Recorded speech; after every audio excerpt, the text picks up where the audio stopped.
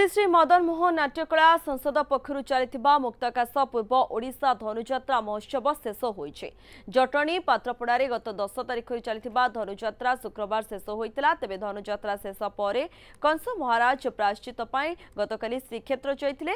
कंस भूमिका अभिनय करथिबा लक्ष्मीधर विश्वाल प्रभु श्रीकृष्ण को अभिनय अनेक कटु वाक्य प्रयोग करथिले। एहार प्रायश्चित पई कंस महाराज प्रथमे तीर्थराज महोदधि स्नान करथिले। मोक्ष प्राप्ति पई श्रीमंदिर जय महाप्रभु पाखरे शरणापन्न होई क्षमा प्रार्थना करिसंते। महोदधि स्नान करी कंस महाराज सूर्य पूजा करने सह आरती करथिले। परे श्रीमंदिर जय महाप्रभु उद्देश्य पूजा अर्चना करी महाप्रभु शरणापन्न होइछंते। सेठे आमे जेतेबेले अभिनय कराओ मोर बड़ भाई केळु भाई अछंती सी भी असुर रोल करती सेनापति करती बाईधर प्रधान अच्छे अन्य मैंने अच्छा समस्ते अभिनय करती किंतु अभिनय जो समय हुए आमे से